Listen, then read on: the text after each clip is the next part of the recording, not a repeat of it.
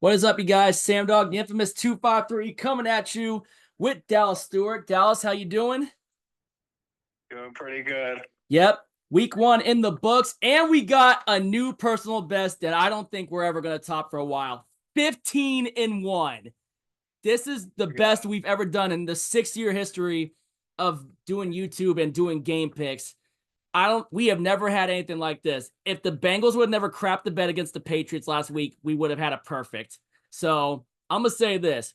I'm keeping this one until we one day hit that perfect, man. If we ever hit that perfecto, I cannot believe we did 15-1 last week and in week one of all weeks, the toughest week to pick.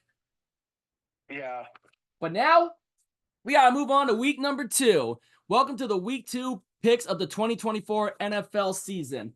First off, we got the Buffalo Bills going to Miami to take on the Miami Dolphins. Both these teams struggled in their respective week 1 matchups last week. The Bills were struggling against the Arizona Cardinals, and the Dolphins were struggling against the Jacksonville Jaguars. Jaguars absolutely imploded with that red zone fumble, and the Dolphins were able to take major advantage of that and cash in at the end with a big Jason Sanders field goal for the Dolphins to win it 20-17 over Jacksonville. Meanwhile, the Buffalo Bills were in a battle with the Arizona Cardinals. Surprise of all team. The only reason Arizona had a chance was because DJ Dallas was able, by some luck, to return the new kickoff 96 yards for a touchdown. The first of that new kickoff rule to ever get returned for a touchdown. Yeah. Yeah, this one is kind of a tough one, man. I'm going to be honest with you, man. But, whoo, man, Tyreek Hill on there and Josh Allen would work trying to get just with new weapons. He still got the legs because he willed that team to victory against Arizona. And Miami Dolphins, obviously, Tua hitting the big plays of Tyreek Hill after he pretty much was in handcuffs before the game, like literally. It's crazy just to think about all that, man. But I think this time around, the Bills have had the Dolphins number the last few years. I mean, they swept them last year, but this time around, I'm gonna go ahead and I'm gonna lean towards the Miami Dolphins to get it done against the Buffalo Bills. This game could go either way, but I'm gonna give the advantage to Miami. Give me the Dolphins. Yeah, I'm gonna go with Miami as well. I think Buffalo looked a little bit worse than Miami did last week. Uh Buffalo easily could have lost to Arizona, and I just can't see Miami. I just can't see Buffalo sweeping Miami this year. Yeah, I think this could be the year Miami gets over that hump Yeah. of getting swept by Buffalo. For sure. All right. Up next, we're going to do our game. Got the Seattle Seahawks going to New England to take on New England Patriots. Patriots on the high of pulling that upset over the Buffalo Bills. The reason we went 15-1. I mean, Jacoby Brissett. I mean, what happened to the Bengals? What happened to them? They look terrible ever since Joe Burrow dyed his hair. I don't know. Their offense looked really bad. And Christian Gonzalez shut down Jamar Chase.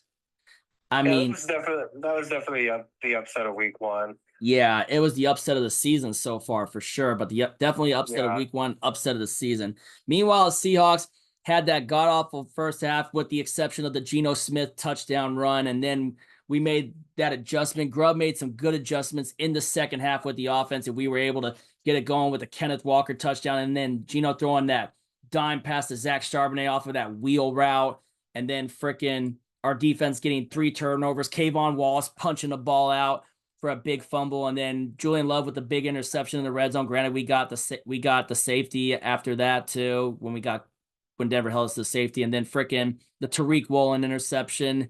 3 turnovers against Denver, and that technically we turned the ball over 4 times in the first half if you include the safeties as turnovers because of the muff punt and Geno's first interception to Singleton. But the way we readjusted on that half, it was just great, and we were able to finish the deal 26-20, beating Denver again. And we still own them. Sorry, Broncos fans, but no offense, but we still own them. But going to New England, this ain't going to be no gimme with Gerard Mayo and that defense, But our defense is pretty badass too, and I can see our defense really getting after Jacoby Brissett and shutting down the run game and shutting down their other weapons, because I still don't really see a whole lot of weapons on that Patriots team that's really doing anything, I mean, except for Ramondre Stevenson, who is really most of their offense that scored the touchdowns for them to win the game against the Bengals. But they're on the high of the upset, and I'm not sleeping on them. Not going to take this game very lightly, but Patriots are still on the high of it. I think we're going to put them in for a letdown. Give me the Seahawks to go into Foxborough and get a win to get a win. I'm going to take the Seahawks. Yeah, give me the Seahawks as well. I think the Patriots are in for a little bit of an emotional letdown after that big upset win against Cincinnati. And I just expect the Seahawks to play overall better. And they better come out ready to go. Especially in the first half. I do not want to see a first half like that again. Yeah, that was pretty ugly. They were lucky they weren't getting blown out in the first half against Denver. That's why I gave our Denver wasn't taking advantage of the great field position that they had. And our defense really got the game. Like I said, I gave the game ball to the defense to the way they held Denver in those times. Yeah. That was huge. It was huge. And that's why I'm excited about what McDonald's bringing. We got a taste of it, even when we were at a disadvantage, All right. Up next, we got the San Francisco 49ers going to US Bank Stadium to take on the Minnesota Vikings. The 49ers took care of their business against the New York Jets. 5 field goals and a Deebo Samuel touchdown. And Christian McCaffrey, it was like, no Christian McCaffrey, no problem. Jordan Mason had a hell of a game running on the ground for San Francisco. Yeah. Yeah, that guy freaking killed him, man. Jordan Mason. I was watching that guy. I was like, but I had a feeling. Aaron Rodgers, he looked like he was back in form. He didn't get injured. He actually made it through the entire game. He threw a touchdown pass to Lazard and on a free play. And then Allen Lazard got a garbage time touchdown pass from Tyrod Taylor, adding Tyrod Taylor to the list of quarterbacks he's caught touchdown passes from. But other than that, the Minnesota Vikings, let's be real. We knew they were going to beat the Giants. The Giants are ass. Let's be real. Sam Darnold, though, Justin Jefferson, they were able to take care of their business against New York because obviously the New York Giants suck, but Minnesota's going to be getting their asses handed to them this week. I'm going to take the 49ers to pretty much kick the shit out of Minnesota in Minnesota. Give me the 49ers. Yeah, give me the 49ers. Just send the Vikings back down to reality. And also a revenge game for the 49ers. They lost to the Vikings last year on Monday Night Football I think it was late in the year when the 49ers didn't have Trent Williams. And Trent Williams was injured at the time. So, yeah, I think the 49ers are going to get their revenge. Yeah, Sam Darnold, their former backup quarterback, ain't going to beat his former team. He ain't going to beat his former team that he had a backup for, obviously, which he got, so close to getting. These are going against a lot better opposition this week. Oh, yeah, for sure. For sure. All right, up next, we got a toilet bowl, man. We got a toilet bowl. Yeah. We got the New York Giants going to Washington to take on the Commanders. As I mentioned before, Giants are ass, got pistol whipped by Minnesota. Commanders, Jaden Daniels, he got a couple of touchdowns, but let's be real, that Tampa team was way better, and we saw that one coming. Baker Mayfield carved them up. Yeah. The fact that Baker Mayfield's playing better than Deshaun Watson, it's just only could happen to Cleveland. It was a funny meme I saw about that earlier that someone posted on there about Baker Mayfield playing way better than Deshaun Watson is right now in Cleveland. It was hilarious. But yeah, New York Giants, Washington Commanders, game is in FedEx Field in Landover, Maryland. And I'm going to take Jaden Daniels and the Washington Commanders to get their first win of the season. Give me the Commanders to beat the Giants. The Giants are just awful. Yeah, give me Washington as well. The Giants are going to have one of the worst records in the league this year. It's time for them to move on from Daniel Jones. He's clearly not the answer. He hasn't been the answer since he's been the quarterback, aside from that one fluke playoff run where they beat the Minnesota Vikings. That was a terrible performance in week 1 at home, and Giants fans are already fed up, and it's only week 1. Oh, yeah, absolutely. All right. Up next, we got the Los Angeles Chargers taking on the other worst team in the league, the Carolina Panthers, who got absolutely annihilated by the New Orleans Saints in the Superdome. And meanwhile, the Chargers got a 22-11 win over the they beat the Las Vegas Raiders. Welcome back, Jim Harbaugh. 22-10, I think. 22-10. Yeah. The Chargers, Their debut. yeah, good head coaching debut by Jim Harbaugh. That era is officially starting. Chargers are looking pretty good. They're taking on the really crappy as ever Carolina Panthers, and I'm gonna take the Chargers over the Panthers in a lock of the week in one of my locks. Give me the Chargers in a lock. I'm gonna lock the Chargers. Yeah, I'm going to do it as well. Chargers in a lock. Carolina picked up where they left off last season. Honestly, I think they have a chance to go 0-17. I hate to say it. Same with the Giants too. Well, no, I think the Giants will get a few wins. But do the Giants play the Panthers this year? I don't know, dude. Yeah, I think they do in Germany. That will be the toilet bowl of all toilet bowls when that happens. Yeah, but the Panthers are clearly still a dumpster fire. Oh, yeah. All right. Up next, we got the New Orleans Saints going to Dallas to take on the Dallas Cowboys. The Saints would just annihilated the Panthers, and the Cowboys just waxed the Cleveland Browns with ease, especially after paying Dak Prescott. Yeah. Yeah, the Cowboys just, Micah Parsons, that defense, they were really getting after Deshaun Watson. And, I'm going to pick them to keep it rolling. Give me the Dallas Cowboys to make it 2-0 and get a home win against the Saints. Give me the Dallas Cowboys. Yeah, give me the Cowboys as well. The Saints, much like the Vikings, are going against much better competition this week. Yep, absolutely. All right. That was an impressive win by the Cowboys on the road. Oh, yeah, it was. That was a very impressive win. Dak was winging it to his targets. Brandon Cooks, CD, A, B, C, D, E, F, G, Lamb, as Chris Berman says on NFL Primetime. Yeah. Yep. All right. Up next, we got the Indianapolis Colts going to Green Bay and Lambeau Field to take on the Packers. The Colts, in an absolute duel, just got outlasted by C.J. Stroud and the Texans, fallen by 2 points to Houston. Meanwhile, the Packers, crazy battle in Brazil against the Philadelphia Eagles, ultimately falling short and losing Jordan Love for a while with a torn MCL, which is a big loss. That's a big blow. That's a big blow for Green Bay. And now they have to start Malik Willis, who they traded for with the Tennessee Titans. Yeah, and not looking. Boy, that field in Brazil was absolutely terrible. And they got torn up by Saquon Barkley. Yeah. Yeah.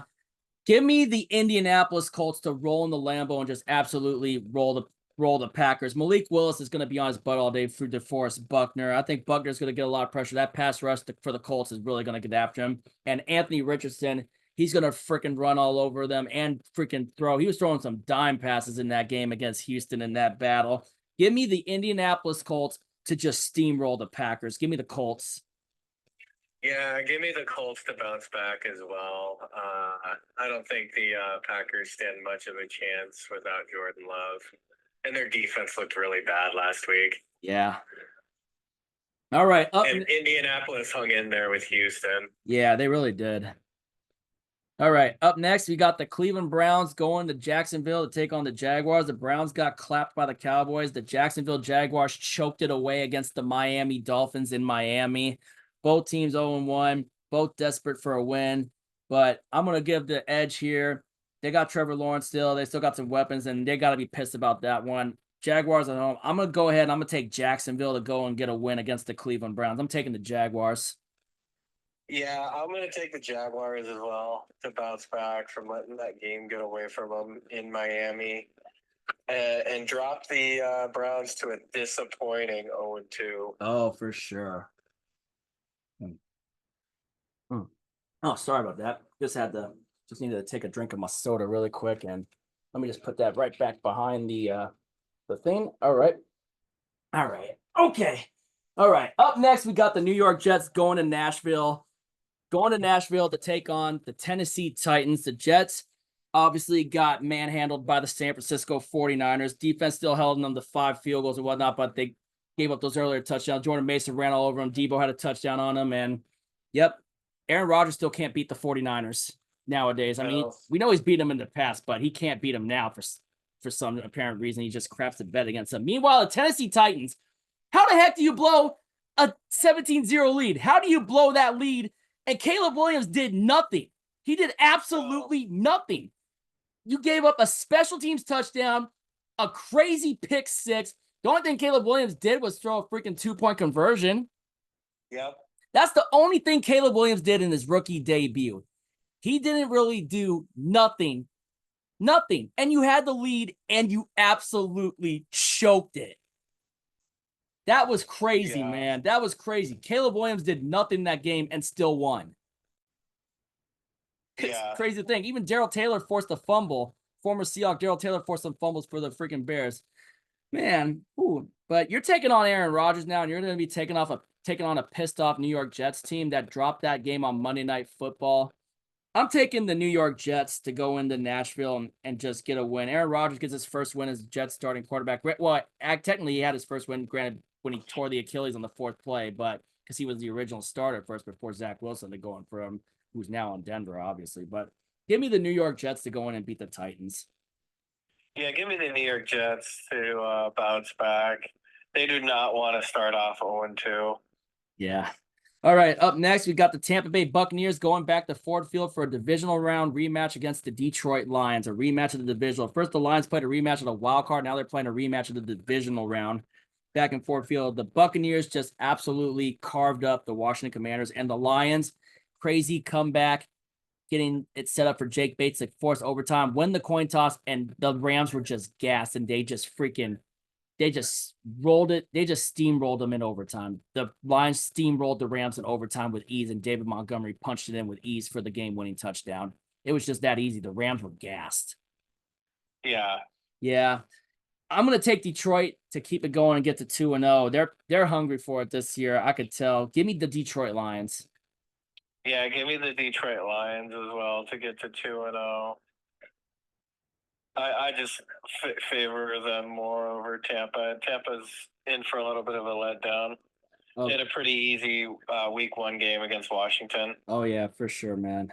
Definitely. All right, up next, we got the Las Vegas Raiders going to Baltimore to take on the Baltimore Ravens. The Raiders lost 22-10 to the LA Chargers and Jim Harbaugh. The Ravens, that crazy kickoff game that we watched, just lost by a toe touching the freaking line barely. That was a heck of a kickoff game. One of the best kickoff games we've had in a long time. Almost forced overtime, but Isaiah Likely's toe just touched out of bounds. You know, the Ravens they're going to be going to this one really pissed about that. And you know what? Give me the Ravens lock of the week. Yeah, give me the Ravens to bounce back. I don't know if I'll make it a lock, though. But it's going to be a tall task. Gardner Minshew's the quarterback for the Raiders. I think he's probably going to throw a lot of interceptions against that defense. It's going to be a tall task for the Raiders going across country. No, for the Raiders going across country to Baltimore. But yeah, I got like I said, I'm gonna make this a lock. The Ravens over the Raiders, man. Woo. All right, up next we got the Los Angeles Rams going to Arizona to take on the Arizona Cardinals. The Rams just were gassed in overtime and got steamrolled at the end by the Detroit Lions in overtime. The Cardinals, they fought hard with Buffalo, but ultimately they choked it away. The only reason they had a chance in that game was because of that kickoff return from DJ Dallas. This one's kind of a tough one. Yeah, it looked like the Rams were going to get blown out when it was 17-3, and then they came back. I probably have to go with the Rams. I don't think the Rams want to start off 0-2.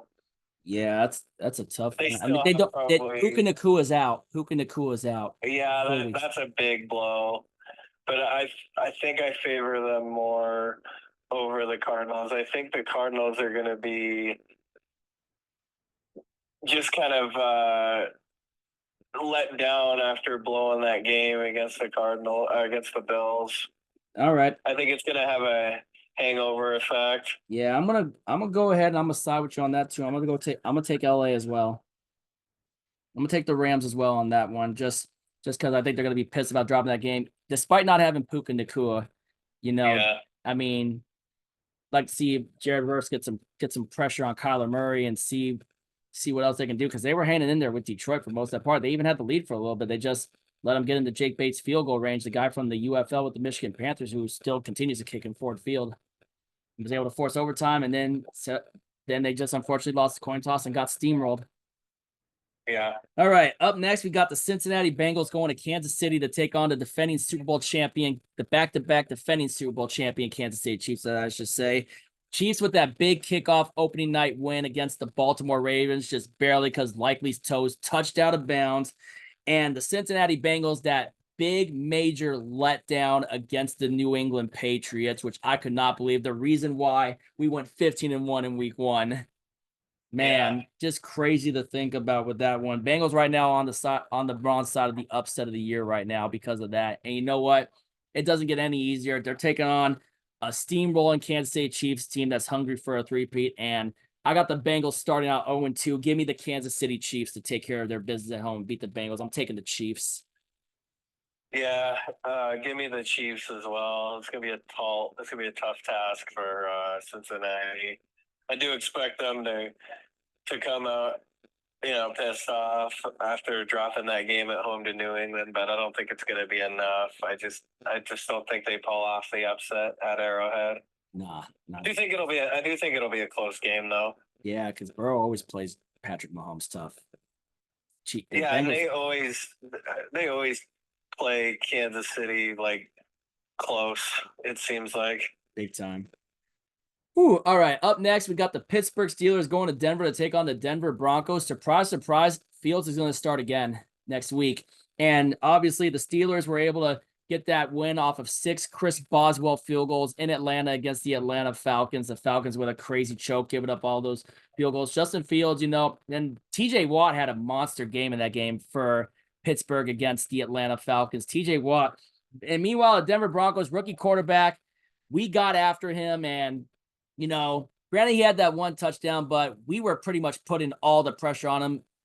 The Seahawks pretty much got it done against the Denver Broncos, and we were putting all the pressure on Nix, and Nix didn't look ready. He wasn't prepared to take on a hard-nosed, top-notch defense like the one that we had with McDonald and Coach McDonald's debut. He just wasn't ready for that. And now you have to go take on another tough, top-notch defense in Pittsburgh Steelers. I feel like TJ Watt, even despite not having Russell Wilson, I'm disappointed because I want to see Wilson be the starter in that game to carve up the Broncos for what happened over there. But unfortunately, got to be Justin Fields because Russell's hurt again. You know what? Despite it, even with Justin Fields, I'm going to take the Pittsburgh Steelers to go into Denver, and I think TJ Watt is going to eat Bo Nix alive. Give me the Steelers. Yeah, give me the Steelers as well. To get to 2-0, their defense was the reason why they won that game at Atlanta, and I think it continues this week against Denver. Bo Nix was not good last week. He wasn't, despite having that one touchdown run out that pump fake, but it was the main reason why Denver lost. Yeah, it was. Bo Nix threw 2 interceptions, and one of his running backs got stripped by Kayvon Wallace, like we mentioned earlier. Yeah, the 2 interceptions, the Julian Love interception, the Reek Woolen interception. He was not ready. He did not look ready. I mean, granted it was close at the end, but Nix was not ready, and it does not get any easier for him, especially now that he has to face TJ Watt. I think he's gonna get killed in this game. Yeah. All right. Up next, we got the Chicago Bears going to Houston to take on the Houston Texans. Caleb Williams did nothing, and yet the Bears still won with the defense and the special teams. The block punt touchdown, the pick six. Granted, they did get a couple of field goals, and then Caleb Williams, all he did was throw a 2-point conversion. That was all he did for his first score, was a 2-point conversion pass, which the Bears were able to beat the Tennessee Titans 24-17. Meanwhile, the Houston Texans were in a tough shootout against division rival Indianapolis. Colts pulling it out by 2. Stephon Diggs looked good out there, and CJ Stroud just got back to where he left off in his rookie season. And Houston, right now they got the edge in the AFC South, but I give credit to Indianapolis the way they competed with them too. They might be trouble for Houston. Yeah. Yeah. Give me the Houston Texans in a lock to kill the Bears. I don't see Caleb Williams hanging with the Texans. No way. Give me the Texans. Yeah, give me the Texans as well to start off 2-0. I was not impressed with Chicago's game last week. This is a Sunday night game too. The Titans just imploded kind of the second half. Kind of disappointed this is a Sunday night game. Yeah, it's a weird matchup for a Sunday night game. Yeah, if Caleb ain't ready, he's gonna get killed this time. I don't see him. I don't know if I'll make it a lock just because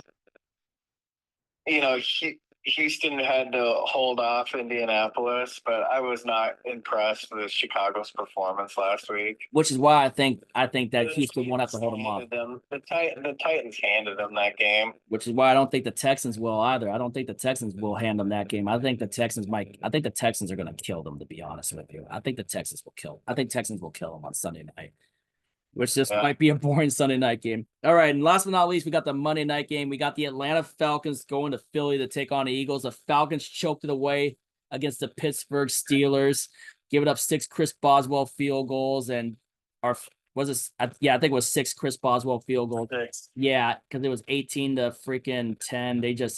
Atlanta just choked it, man. Meanwhile, the Philadelphia Eagles in a tough battle in Brazil, beating the Green Bay Packers. Saquon Barkley, what a debut. What a Philadelphia debut for Saquon Barkley. 3 touchdowns, 1 in the air, 2 rushing. And Philly, man, they were in a tough battle. The defense, they gave up some major plays, of course, to Green Bay in a tough battle, obviously way before Jordan Love got hurt in the final seconds of the game, which they were lucky to have to face Malik Willis at the end of those final seconds on a Hail Mary mode, which we knew they were going to win that one. So give me the Philadelphia Eagles to start the season 2-0. I'm taking the Eagles. Yeah, give me the Eagles as well. They're going to have a little bit of extra rest after having that Friday game in Brazil. And yeah, I just wasn't impressed with Atlanta's offense. Kirk Their defense kept them in the game. It was just their offense. Hey, Atlanta, you think Atlanta might think about, if Kirk Cousins continues to play crappy like that, you think Atlanta might bench him for Michael Penix eventually? Oh, yeah. I wonder when they're going to go to Penix. Yeah, that's a question that I would love to see answered soon. But all right, there we go. There's our week 2 picks. We got Dolphins over Bills, Seahawks over Patriots, Niners over Vikings, Commanders over Giants, Chargers over Panthers in the lock, Cowboys over Saints, Colts over Packers, Jaguars over Browns, Jets over Titans, Lions over Buccaneers, Ravens over the Raiders, Rams over the Cardinals, Chiefs over the Bengals, Steelers over the Broncos, Texans over the Bears, and Eagles over the Falcons. Those are our picks, and yeah, I don't know if we're going to top this for a while, though, but I'm keeping this until one day we ever top this with a 16-0. But, man, I'm holding on to it. Even if we went 10-6 this week. Yeah, I mean, especially after that week 1, that was awesome. Yeah, and it helped that, there was some teams that choked, but yeah, it helped us. Yeah, I mean, that's the best. We could have got like 4 games wrong. Yeah, but they choked. Yep. That's the best we've ever done. That's a highlight, and I'll take that, man. That was just great. Anyway, drop your picks down in the comments below. Hit the like button, subscribe if you're new. Let us know what you think, and we will catch y'all in the next one and do a post-game recap of the Seahawks-Patriots game afterwards this coming Sunday. So hope for the best. See if we can get it done. Knock on wood. And we will catch y'all later. And as always, go Seahawks.